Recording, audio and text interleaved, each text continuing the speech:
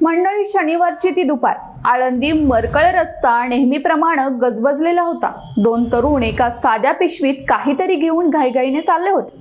वरून पाहणाऱ्याला वाटत असेल की बाजारातून काहीतरी किराणा आणि सामान घेऊन हे दोघे निघाले. पण कोणालाच कल्पना नव्हती की त्या साध्या पिशवीत चक्क 1.25 कोटी रुपयांचा एक असा खजिना दडलाय ज्याला जगात तरंगत सोनं म्हटलं जातं. ही कोणती हिरे माणिक नव्हते, तर ती होती एका महाकाय माशाची उलटी. ऐकून थक्क झालात ना? पण याच एका पिशवीनं त्या दोघांच्या आयुष्यात मोठा भूकंप आणलाय आणि काही वेळातच पोलिसांच्या बेड्या त्यांच्या हाताभोवती आवळल्या गेल्या. मंडळी, पुणे पोलिसांच्या गुन्हे शाखेला एक अत्यंत गोपनीय माहिती मिळाली होती. आळंदीच्या घोलप वस्तीत काहीतरी मोठं काळबेर शिजतंय याची कुणकुण पोलिसांना लागली होती. मालमत्ता विरोधी पथकानं सापळा रचला आणि अगदी फिल्मी स्टाईलनं शुभम आडागळे आणि अक्षय वरणकर या दोघांना घेरलं. पोलिसांनी जेव्हा त्यांच्या पिशवीची झडती घेतली तेव्हा त्यांना जो पदार्थ सापडला तो पाहून पोलीसही चक्रावून गेले. साधारण 1 किलो 380 ग्रॅम वजनाचा एक मेणासारखा पदार्थ तिथे होता. सुरुवातीला तो साधा दगड वाटत असला तरी त्याची आंतरराष्ट्रीय बाजारातील किंमत तब्बल 1 कोटी 3 लाख रुपये इतकी होती बरं का. आता तुम्हाला मनात प्रश्नच आला असेल की एखाद्या माशाची उलटी एवढी महाग कशी असू शकते? तर ही उलटी म्हणजे दुसरं तिसरं काही नसून अंबरग्रिस आहे बरं का. हा पदार्थ फक्त स्पर्म व्हेल नावाच्या माशाच्या शरीरात तयार होतो. जेव्हा हा मासा समुद्रातील कडक कवच असलेले जीव खातो तेव्हा त्याच्या पोटाला इजा होऊ नये म्हणून निसर्गातच एक मेणासारखा चिकट पदार्थ त्याच्या शरीरात तयार होतो. हा पदार्थ माशाच्या शरीरातून बाहेर पडल्यानंतर तो समुद्राच्या लाटांवर कित्येक वर्ष तरंगत राहतो. ऊन, वारा आणि समुद्राच्या खारट पाण्यामुळे याला एक विशिष्ट सुवास आणि कानिठ्य प्राप्त होतं. म्हणूनच याला तरंगत सोनं असं नाव पडलंय. अक्षय आणि शुभम या दोघांना वाटलं होतं की या अंबरग्रिसची विक्री करून ते एका रात्रीत करोडपती होतील. अक्षयने हा पदार्थ कुठून तरी मिळवला होता आणि तो शुभमच्या मदतीने गिराईक शोधत होता. पण त्यांना हे माहित नव्हतं की ज्या वस्तूची तस्करी करत आहे ती त्यांना थेट जेलची हवा खायला लावू शकते.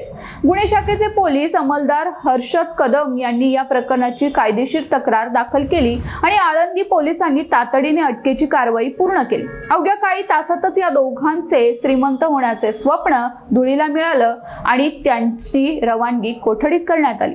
या पदार्थाची खरी किंमत कुठे आहे हे जाणून घेणं खूप रंजक आहे बरं का. जगातले हे महागडे परफ्यूम असतात. त्यांचा सुगंध तासनतास किंवा अनेक दिवस टिकावा यासाठी या अंबरग्रिसचा वापर फिक्सेटिव्ह म्हणून केला जातो. साध्या भाषेत सांगायचं तर अंबरग्रिसमुळे परफ्यूमचा वास हवेत लवकर उडून जात नाही. फ्रान्स सारख्या देशातील मोठे ब्रँड या 1 किलो पदार्थासाठी कोट्यवधी रुपये मोजायला तयार असतात. इतकंच नाही तर काही देशात औषध आणि सुगंधित धूप बनवण्यासाठीही याची प्रचंड मागणी असते. हीच मागणी तस्करी वाढवण्याचं मुख्य कारण ठरत आहे.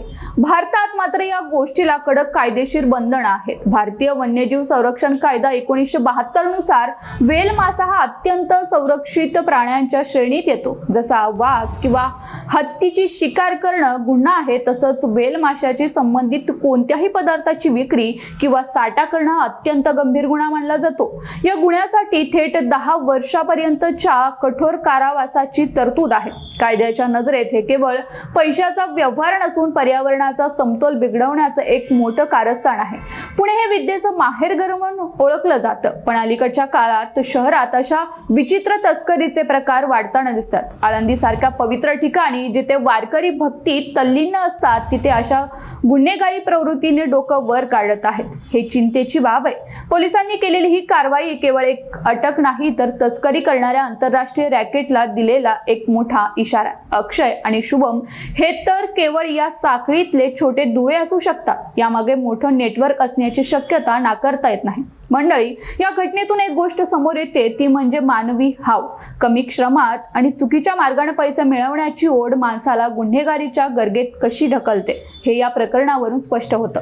1.25 कोटी रुपयांची उलटी विकून ऐशारामात जगण्याचं स्वप्न पाहणाऱ्या या तरुणांच्या आता आयुष्याची महत्वाची वर्षे कोर्ट कचेरी आणि जेलमध्ये जाणार आहेत. पोलिसांनी जप्त केलेला तो पदार्थ आता वन विभागाच्या ताब्यात दिला जाईल आणि त्याची रीतसर विल्हेवाट लावली जाईल. समुद्रातील जैवविविधता टिकवून ठेवण्यासाठी व्हेल माशाचं अस्तित्व खूप महत्त्वाचं आहे, पण अशा तस्करांमुळे या माशांच्या जीवालाही धोका निर्माण होऊ शकतो. अनेकदा तस्करीसाठी या माशांना मारलं जातं किंवा त्यांना इजा पोहोचवली जाते. त्यामुळे पोलीस प्रशासन आणि वन विभाग अशा गुन्ह्यांमध्ये अतिशय गंभीर्याने पाहत आहे. आळंदीच्या या घटनेनंतर आता पुण्यातील गुन्हे शाखा आणखीन तर्क झाली असून शहराच्या सीमांवर आणि संशयास्पद हालचालींवर बारीक लक्ष ठेवलं जाते. मंडळी, पुणे गुन्हे शाखेच्या या कामगिरीचं सर्वत्र कौतुक होते. ज्या शितापेने त्यांनी या दोघांना रंगे हात पकडलं त्यामुळे एक मोठं रॅकेट उघडकीस येण्याची शक्यता आहे. पोलिसांनी आता तपासाची चक्र वेगानं फिरवायला सुरुवात केली असून हा पदार्थ नक्की कुठल्या समुद्र किनाऱ्यावरून पुण्यात आणला गेला, याचा मुख्य सूत्रधार कोण आणि हे कोणाला विकलं जाणार होतं, या प्रश्नांची उत्तरं शोधली जात आहेत. मंडळी, एखादी गोष्ट आपल्याला सहज आणि खूप महागडी मिळत असेल तर त्यामागे नक्कीच काहीतरी काळं असतं, हे पुन्हा एकदा सिद्ध झाले.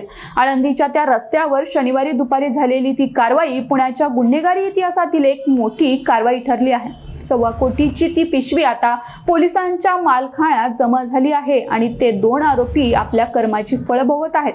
तुम्हाला या घटनेबद्दल काय वाटतं? अशा तस्करांना रोखण्यासाठी केवळ कायदे पुरेसे आहेत की लोकांमध्ये जनजागृती करणं गरजेचं आहे? आणि पुण्यात वाढणाऱ्या या अशा गुन्हेगारीवर तुमचं मत काय? आम्हाला कमेंट बॉक्समध्ये नक्की कळवा आणि अशाच नवनवीन अपडेट्ससाठी पब्लिक कट्टा YouTube चॅनलला सबस्क्राईब करायला विसरू नका.